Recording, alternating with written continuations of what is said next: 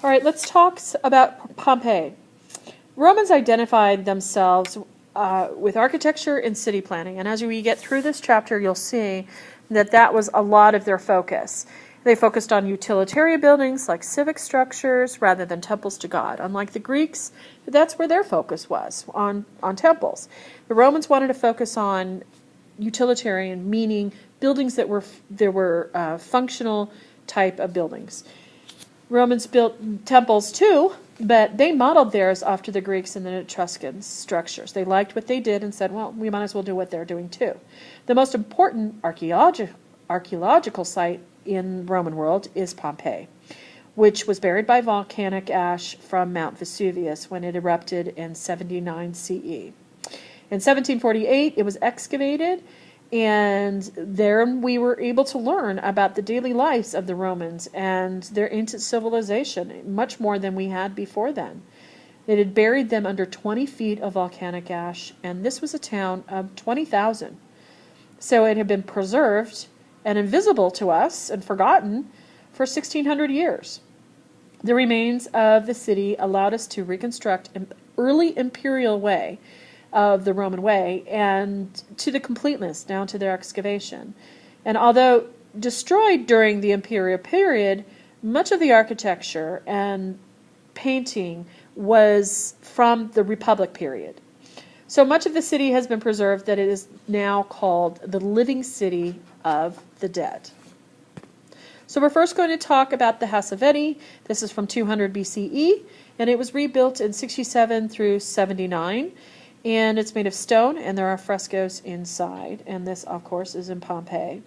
City dwellers lived in houses with gardens, and they often had shops in front of the houses that faced the streets. This is a look at the peristyle that would have been in the center of the house. Romans emphasized the interior of the home rather than the exterior. So you need to know that in Roman times, it was really quite a violent time to live. And the exterior walls of the houses were really tall, like 10 feet tall, to protect them. And they did not have exterior windows for the most part because it was too dangerous to have windows. And so they would have big rooms like this, the peristyle, so that it would allow fresh air into the house and it would also allow light. The House of Vettii was owned by two brothers, and they had been freed slaves, so they were called freedmen, and they had made their money as merchants. Let's go to the next page. This is just another picture of the peristyle, and our theme for this is investigating identity. And you can see all the plants, you can see the trees and the bushes, and there's the columns, of course, what's keeping this up. And this would have just been a beautiful lounging place for people to talk and eat and just relax. So let's go to the floor plan and let's talk about this a little bit. So here's your entrance. You can see it's really quite small because they didn't emphasize the door. They just wanted to get in and be safe. And then here, this is the main room called the Atrium. And this would have been where the owners of the house would have brought their guests. This would have been the fancy room. This is where they would have had portraits of ancestors and sculptures. And this would have been the house, or the space in the house that they would have used to entertain and have the most beautiful things in the house. And then here, which is open to the largest area, which is called the peristyle, which we just saw pictures of. It had the sculpture and, had a fountain and allowed lots of light to come into the houses. So let's move on. The atrium was open to the sky and had a large cistern, or a large pool, that would have had a cistern below, which is right here. This is called the impluvium. And it would have caught rainwater and supplied the house for gardening and for cooking, that type of thing. They probably would have not have bathed with this water because they had large public baths that they would have gone to. The peristyle was planted, obviously you can see all the plants there, in the courtyard, and enclosed by columns, and was a private area inside the house, at the center of the house as well.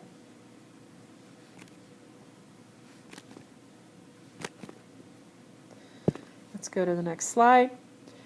So this shows another floor plan and what the house would have looked like above, and you can see that you've got just another vision of the peristyle here. And this is the atrium. This is a different floor plan, but it just shows you what the walls, what the exterior of the houses would have looked like. Most exterior light from the house came from the atriums and the peristyles, and most of the rooms were windowless and shut off from the street for privacy. So let's talk about wall painting. So there was 4 different types of wall painting during this period.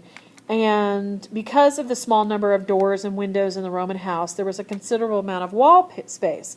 And so instead of just, keeping those walls white, they decided to decorate them and paint them. And because they couldn't afford to cover them with marble, they came up with these different styles of wall painting. Romans carefully prepared the walls with plaster, which was mixed with marble dust, that when layered and troweled onto the wall and polished after it dried, it would leave a shiny coat, and it was beautiful. The decorations are true frescoes in the fact that the pigments are applied to the wet plaster. So you plaster the wall, and then while it's still wet, you actually paint on. So it's a true fresco, unlike just being a painting. A painting wouldn't have survived as long as these have, because these are true frescoes. The different characteristics of the paintings are characterized into 4 different styles, which we'll get to in a minute. This is the Incrustation Style, and it divides the wall into brightly colored panels with textured contrasts, and it's meant to resemble different faux type of marbles. The second style is called architectural, and this is a decoration that no longer is restricted to a single panel, and thus the space of the room is made to look bigger and beyond the room because of these large expanses. And typically it was of mythological scenes from Greek mythology. And so you can see by just looking at this, it really opens up the wall and makes you feel like you have more space in the room. Here's a few more examples. And you can see the different architectural features on these. You can see the pillars, and this, I don't know if you remember from Grecian times, that this is called a tholos.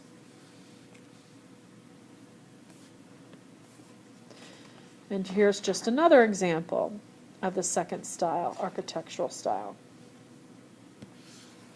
This is called the third style, which is called ornate.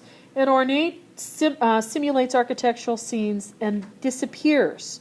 And the walls become subdivided into vertical and horizontal panels, filled with scrolling or vines. So that, you've got these panels, and then these around here are scrolls or vines separating these panels. And then inside you have some sort of decorative scene. But it's less expanded and more simple. Here's a few more examples of the ornate style.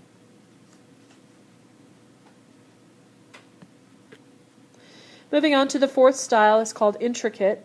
And the intricate style is just a conglomeration of all 3 of them.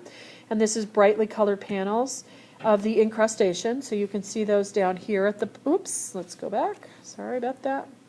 You can see the incrustation down here at the bottom, with just the faux marble sort of look, and then you can see the difference. You've got the decorative borders here of the 3rd period, and then you've got these expanse with the architecture here of the 2nd period. It's just combining all 4 together, interwoven. And here's another example of the 4th style.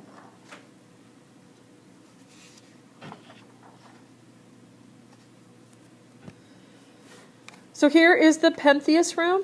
This is in the house of Vettii, and we want to focus on this particular painting right here.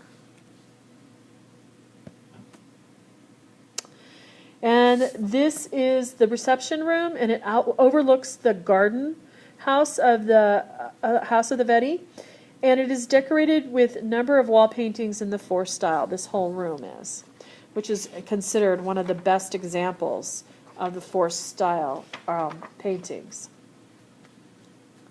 So the back wall of the reception room is called the Pentheus, and he's being torn apart by these women in a frenzy. He's opposed their cult, which is the cult of Bacchus, and in his city he is torn to pieces by women in a frenzy who were involved in that cult. So he was obviously making fun of them, and they decided that they weren't going to put up with that, and they decided they were going to tear them all apart. Pentheus' mother was one of the women responsible for tearing her son into pieces. However, in her madness, she did not recognize that it was her own son. The picture shows two women pulling Pentheus' hair, with the other woman preparing to attack him. So you can see up here, she's got a rock and she's ready to hit him on the head. And Pentheus himself is kneeling on his left knee and trying to escape from these women. So again, that's from the house of Vettii.